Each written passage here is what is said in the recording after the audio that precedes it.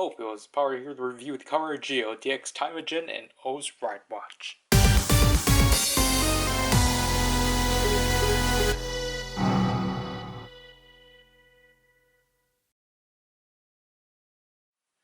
So this was the annual big toy of the year, or mech of the year for Rider. Obviously, Timajin being the main machine that allows Zi-O and the rest to travel through time and such, which also has a robot mode for some reason. But anyways, obviously we got Timajin itself, and obviously what it includes the OOO's Ridewatch. Obviously one of the gosh darn. So we got Zi-O right there. We got Timajin in its two modes, and I think we got that at the bottom. The box is actually really similar to the Gates one, obviously, because this got released first. It's just that obviously this took me a while to actually get. And then the back shows you everything. The only thing I'm not going to be able to show you is its RKF compatibility, because I do not have RKF figures for either Zi-O and such, and it just shows what it does within the GQ driver. So let's take a look. So here we have the contents out of the box. Obviously the OOO's Ridewatch right here. We will take a look at it later, as we will focus on Timajin itself. Obviously I had to frame this weirdly, and also I've not watched my review on the Gates version from a while ago, so we're just going to kind of wing it. So as I should probably actually increase the camera up like so then this is actually leveled to this. Obviously, if you remember from the Gates version, it's fairly similar. It's just that it's in the color scheme of Zi-O. So now it's kind of mostly black and gray-ish now, which it's unique for sure, but I'm personally not too big on its color scheme. I feel like it's interesting, but I feel like it's kind of plain and bland in a way. Just because I feel like there's just kind of a lot more missing with it and such. Like, I like the pink, and I like this green at the middle, but like, I don't know, the gray plastic just makes it really look weird overall, in my opinion. And then here we have the placeholder Ridewatch, just like the Gates version. I like it overall. Here's a comparison with the actual Zi-O Ridewatch. As you can see from here, it has no track. So obviously, you simply snap it in like so. This only snaps in because of these, like that. And simply exchange it out for an actual Ridewatch. You use this to help you guide it, which then clicks that in to give, you know, the Ridewatch an actual, or give Timajin an actual Ridewatch face, and then obviously press this 3 times.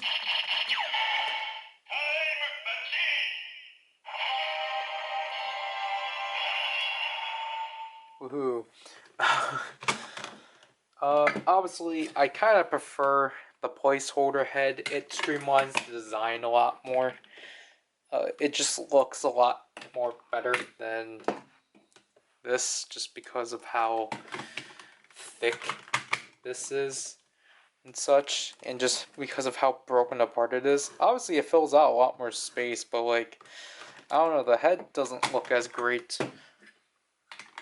as this. Speaking of that, obviously you can, you know, change out the head for other riders, obviously, as they advertise before. You can use O's, as I think O's was the first one to do this, and I just remembered Tajidor. Tajidor did this, but I don't think I have that ride watch out. This thing's gonna fall, so. But he did use other riders, so like Build.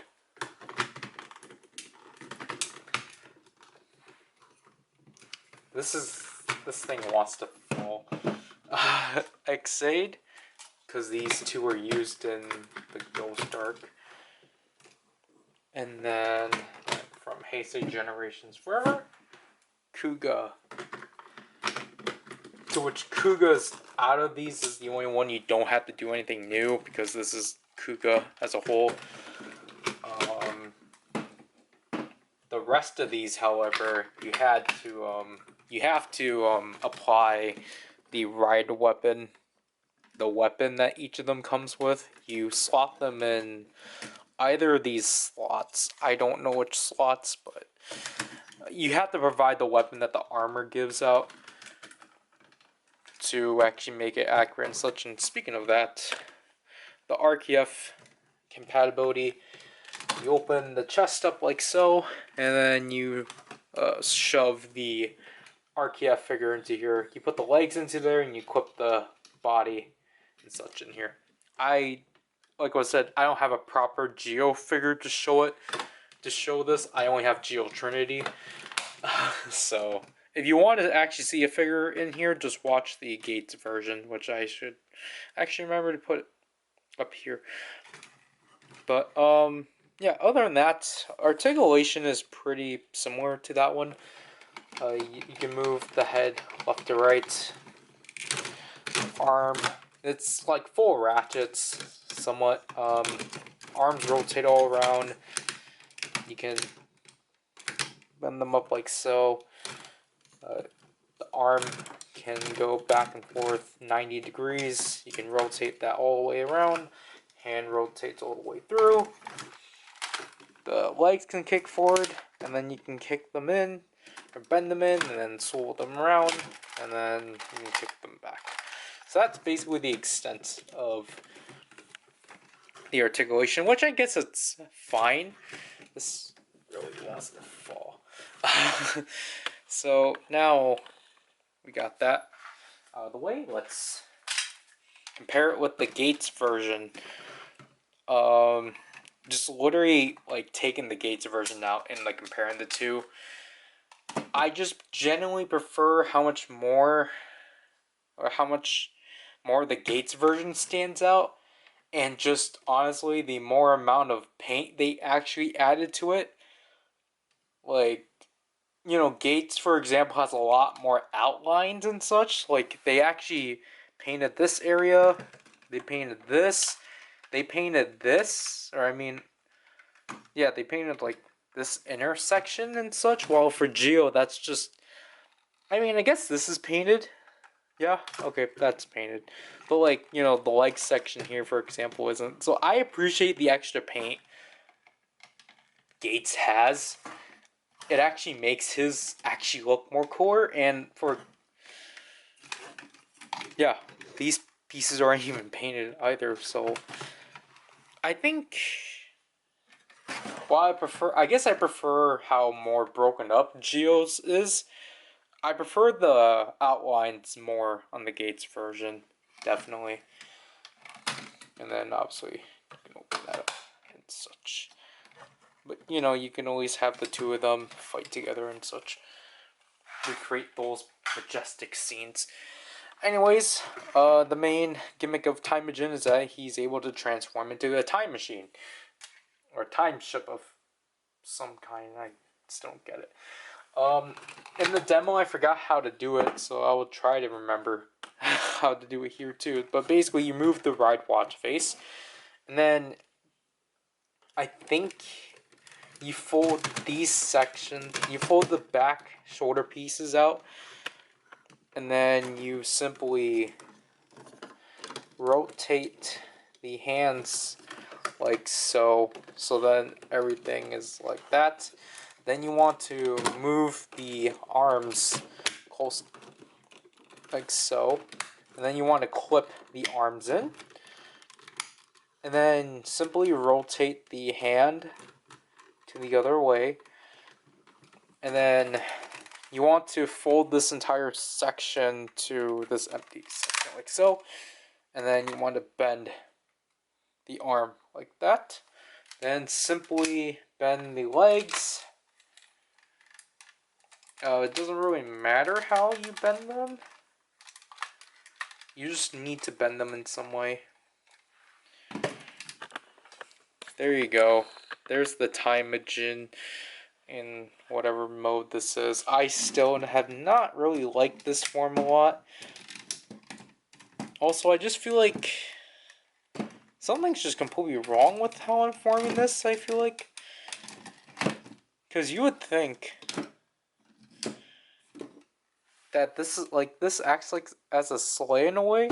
So you would think it would be like something like this, but you need it to bend. But now it just looks wrong because it's just bending and such. And also, I just don't really like how this arm section works because, like, you know, it's like, it is correct, but like, I don't know, it feels wrong. But I think for the case of this one, I kind of like how this one looks a bit more than the Gates version, which I'll just quickly, like, transform off screen. Like, how fast can I do this? Shoot. I feel like the Gates version, I have a bit more of an issue of, like, the front.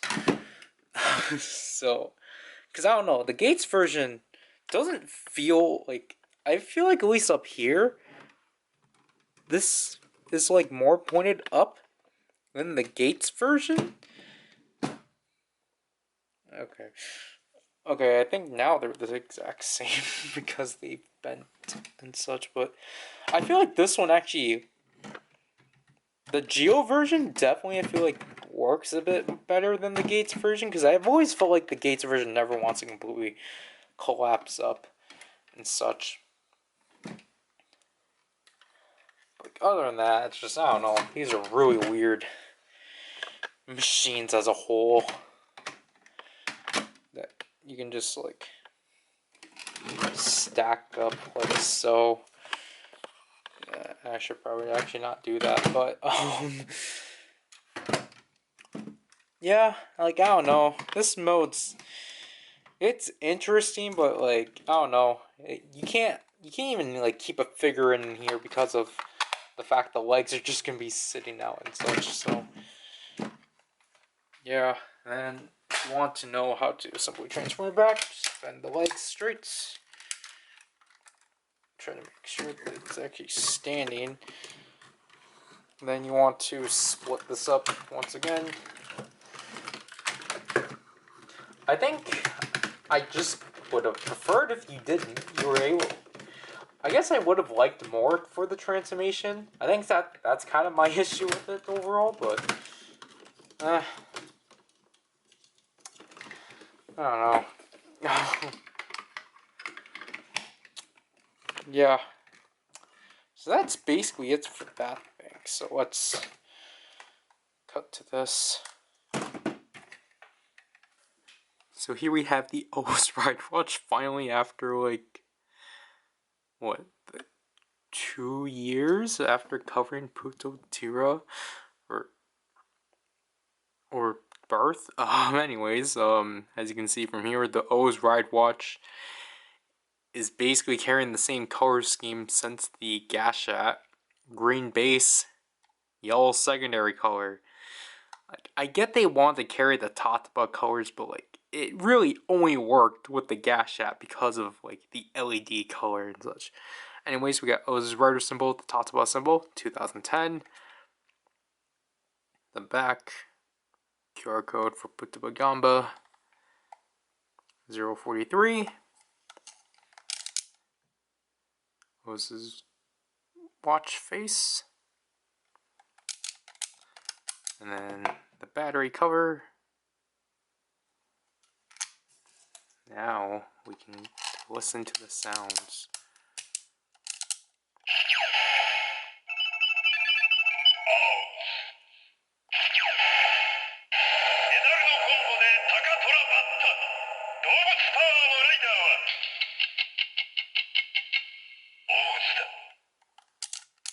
It's really weird when they actually acknowledge O's as an animal, right?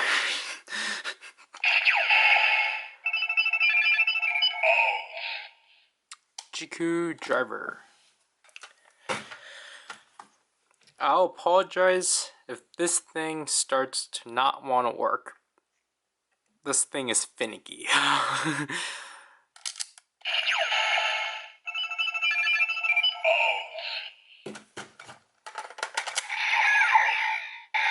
Cool.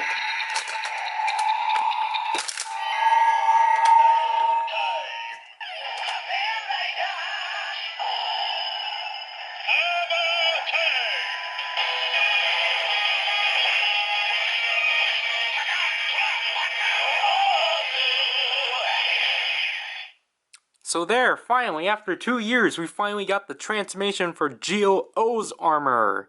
Which I really do like the jingle overall and such. I think it does a good job at encapsulating Oz's musical style and such. And I really do like how the screen is well timed, gosh darn it, for the watch. As when it does the like end transformation sound, it cuts to the year 2010 and such. Now for the time break.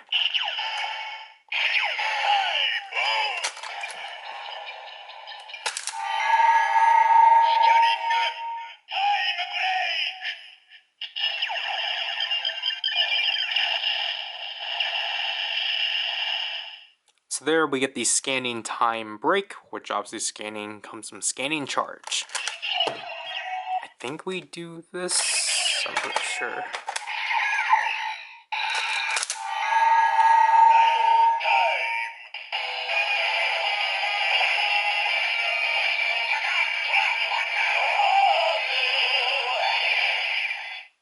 Well, we're doing it to make up the time that we never got to use this watch.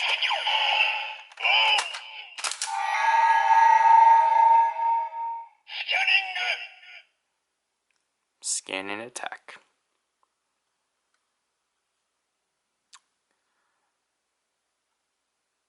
Apologize if the red showing up as orange. Gosh darn it. Obviously, to finish up our original lineup.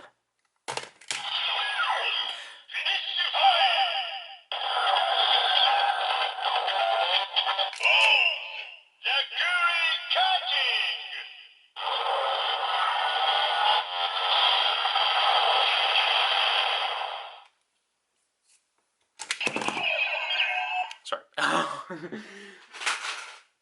I was going to say we did that because, you know, the metal gobbery. Obviously, this one actually did happen in the show. Woohoo! And obviously, last but not least, this is going to take me a while. Finally! Oh gosh. Oh. Let's try to get this. Finally, after, like, what? Again, 2 years, we might as well just show the Decade Ridewatch up there. Just turn this around.